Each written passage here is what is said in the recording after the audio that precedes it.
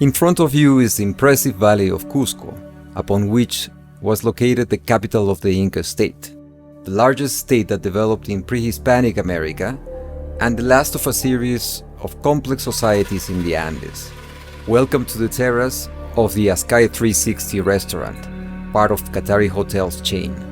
With this wonderful view, we will tell you a little about the historical development of this valley, including the arrival of the first humans, the development of agriculture, livestock and hierarchical population centers, the influence of the Great Wari culture, the development of the Inca state in this city, and its final transformation led by Spanish conquistadors. This story is based on the book Ancient Cusco by Professor Brian Bauer at the University of Illinois at Chicago, the most recent and comprehensive treatise on these topics. Arrival of the first settlers to the Cusco Valley and region.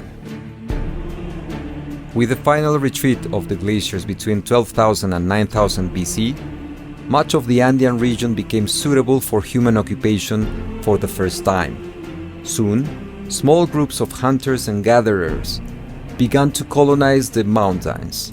These early settlers are considered to have migrated from the western slopes and coastal areas of the Pacific, where we know human occupation dates back to 10,500 BC.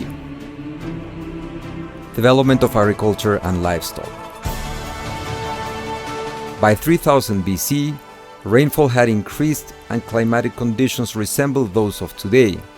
Many groups of settlers grew quite large and became semi-sedentary, dedicating themselves to some forms of early horticulture and incipient animal domestication. The high mortality observed in human remains from that period and the high levels of bone infection suggest that the transition to a sedentary lifestyle was slow. After 900 BC, corn arrived in the Cusco region, and around 100 BC, settlements located on hills and mountain ranges moved to settlements near the valley floor. Between 500 years BC and 200 years AD, a limited number of multi-village level political entities emerged throughout the region. Agricultural intensification occurred, and we know that quinoa, beans, potatoes, and corn played critical roles in the local economy. Herds of camelids may also have been maintained in the upper parts of the valley during this time. As in early times, these flocks managed to satisfy a wide variety of needs for the people, including food, wool production, and beasts of burden. Deer hunting also continued. During this period, it seems that simple chiefdoms developed in the Cusco Valley. The best evidence for these chiefdoms is the clear distribution of settlements of hierarchical sizes. Thus, smaller sites were grouped around a few large sites, forming delimited regional groups.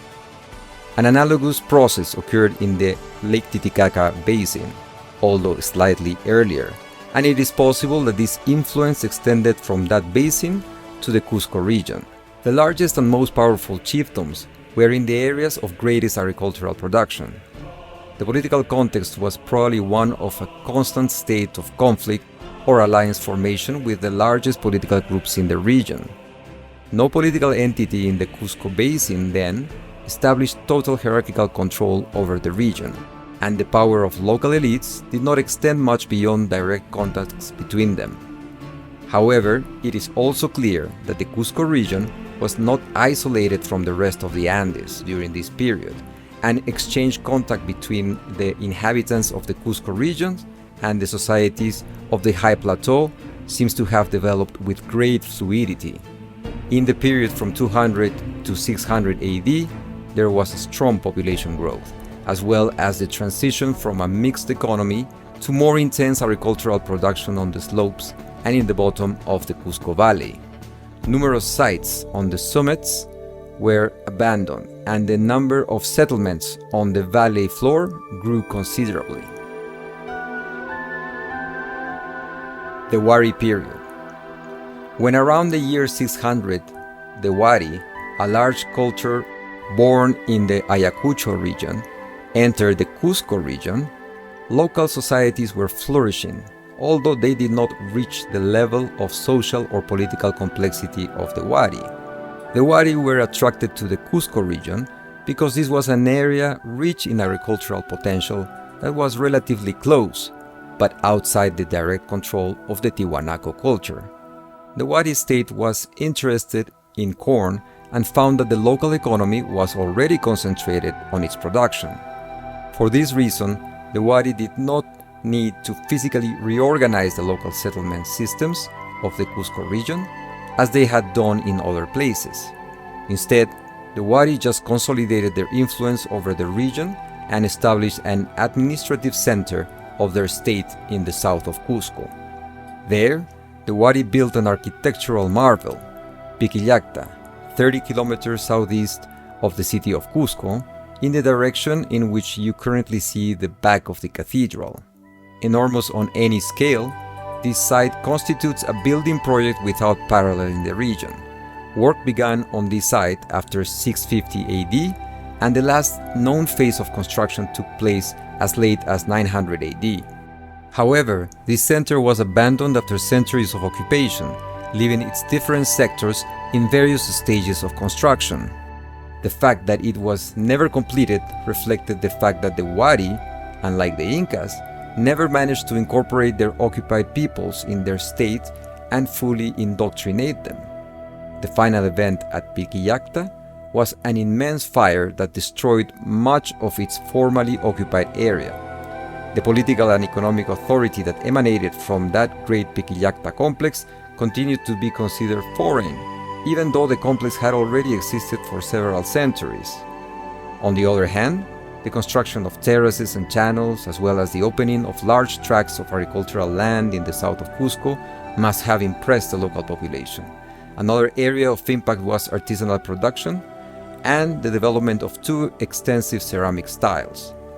The Wari withdrawal from the Cusco region around 1000 AD set the stage for the resurgence of local ethnic groups. The following centuries in the Cusco region saw the development of the Inca state and the foundations for Cusco's own expansionist course in the Andean world. The formation of the Inca state. The story about the birth of the Inca state, transmitted by the first Spanish chroniclers, tells that its founders arrived in the Cusco Valley from the south, that is, from the direction exactly in front of this terrace. The founding myth describes the journey of the first Inca, Manco Cápac, thought to have been from the Pacaritambo area. It was said that 4 men and 4 women emerged from a central cavern, including Manco Cápac.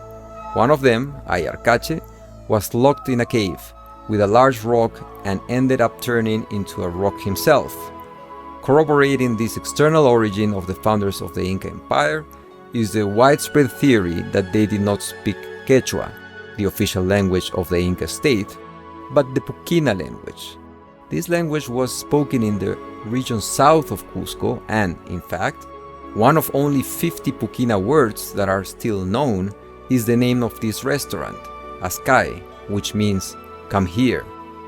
Many stories indicate that the Inca rulers spoke Puquina among themselves in a cryptical manner. In any case, these possible immigrant founders encountered a relatively developed society in the Cusco Valley, as we already described. The initiators of the Inca state implemented a growing political consolidation in the Cusco region based on a variety of strategies that had already been developing in this region after the withdrawal of the Wari, and ranging from absolute conquest to peaceful negotiation through exchange of gifts and/or marriage alliances. Some less powerful political entities accepted Inca administration early, and thus benefited from the growth of Inca exchange networks and greater agricultural sophistication. In contrast, some stronger groups tried to maintain their independence from Inca control, sometimes depopulating areas and settling in defensive sites to protect their settlements and resources. Unlike the Wari experience, several groups in Cusco did see themselves as Incas, resulting in a broad population base throughout the Cusco region that became culturally integrated and thus distinguished from nearby neighboring regions, such as that of the Titicaca Basin.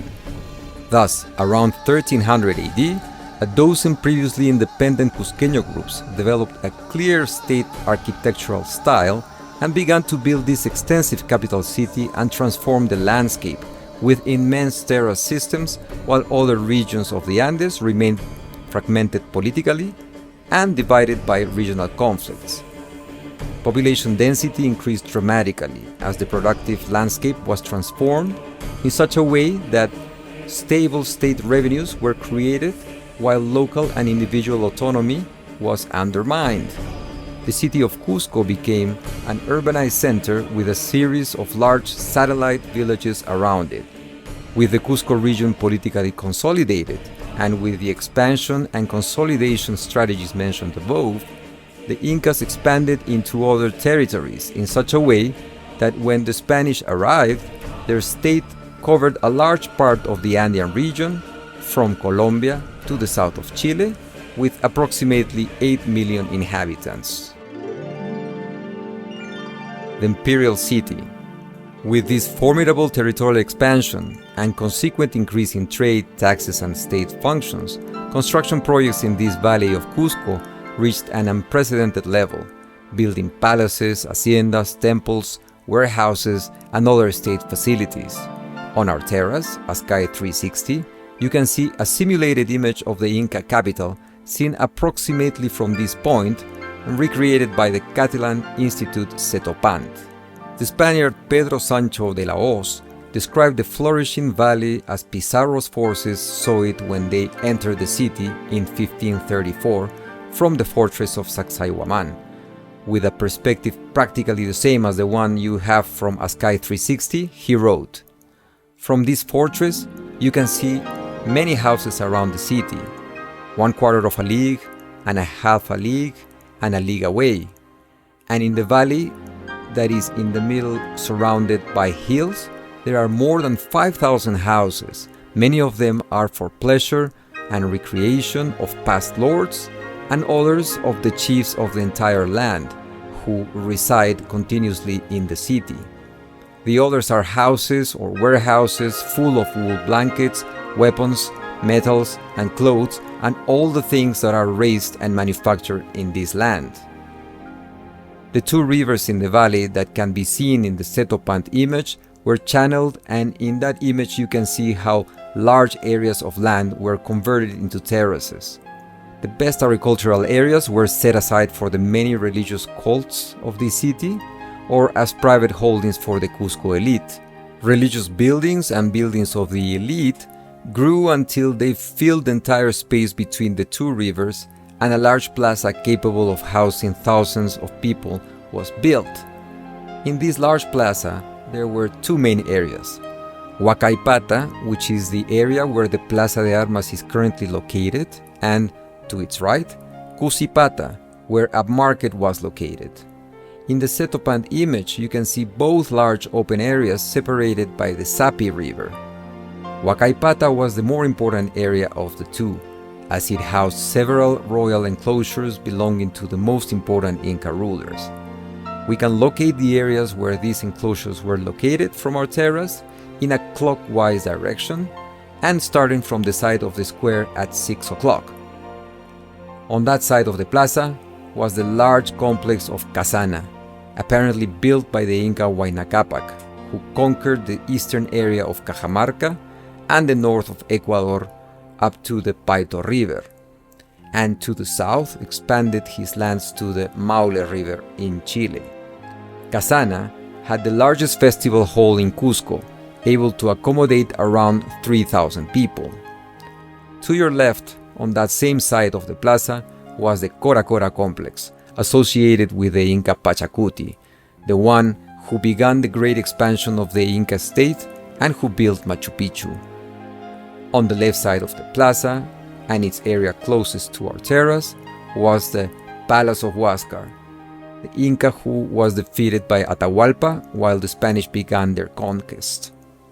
In the area where the cathedral is now located was the palace of Inca Huiracocha, father of Pachacuti. On the side of the square where the Iglesia de la Compañía is now located, to the left of the church, was the Acliawasi, or House of the Incas Chosen Ones, where today one of Qatari hotels is located. This palace housed a class of elite women who helped maintain the temples and carried out a series of tasks for the state, such as goldsmithing and textiles. Currently, 3 rooms and the reception of Hotel Qatari have original Agliawasi walls. To your right, in the area that starts from the Iglesia de la Compañía to the right, was the Amarucancha, a palace built by Huáscar. It is necessary to emphasize that these associations between buildings and rulers are still disputed by academics. The street between the Iglesia de la Compañía and Qatari Hotel was the Intik Igliu, the sacred street that linked the Plaza Palaces with the Coricancha Temple, the temple of the sun god. Although the plaza was politically the capital area, the sacred Coricancha was considered the center of the Inca world. Hotel Qatari also has a hotel in the same courtyard of Coricancha, and from some of its rooms, you can see the original walls of this temple. You can locate Coricancha by following 2 blocks along the Intik Igliu. This street, the sacred junction between the Temple of the Sun and the plaza, was walked by the Inca on every June 24th, the most important day of the year, the day of the sun god, in a ceremony called the Inti Raimi. This ceremony is recreated every June 24th, and the Coricancha procession to the Plaza de Armas can be seen from some rooms of our Qatari hotel at Plaza de Armas. Other important temples in this city were the temples to the moon, thunder, lightning, and to the creator god. In the back direction of Ascai 360 and over the mountain is the aforementioned monumental structure of Sacsayhuaman. In addition to being the defensive fortress of the Inca capital, this building contained a temple to the sun, suggesting that it was also a focus of ritual activities. Until recently, recreations of the Inti Raimi ceremony were held in Sacsayhuaman. The Inca capital was also enriched with immense quantities of exotic materials that were brought to the city as tribute from the neighboring towns. Its main buildings were covered abundantly with gold and silver. To accommodate the large number of people who left and entered the city every day, numerous roads that had led to the valley for centuries were expanded and widened. The numerous villages surrounding the city also experienced impressive growth as they supplied support staff to many institutions located in the city center. With all the material wealth that came to it, the city became a cosmopolitan center, and people from different parts of the state went there to live. Some of these outsiders were nobles, sent to the capital on behalf of their ethnic groups. Others headed to Cusco on a pilgrimage to see the city's great temples and make offerings there. Others had been forcibly removed from rebel regions and relocated to the Cusco Valley as part of the massive pacification policies of the Incas. Other groups had been sent by their village chiefs to carry out work obligations that reconfigured the valley and its main city in ways that still amaze visitors to the region half a millennium later. At its peak, the city of Cusco was home to over 20,000 people, with many thousands more in numerous villages scattered throughout the valley. Destruction and transformation of the Inca capital. Almost all of these buildings that you can see in the Seto plan image were destroyed after the Spanish conquistadors divided them among themselves in 1536 and rebuilt the city following European conventions. Other significant changes brought by the Spanish were the widening of the streets.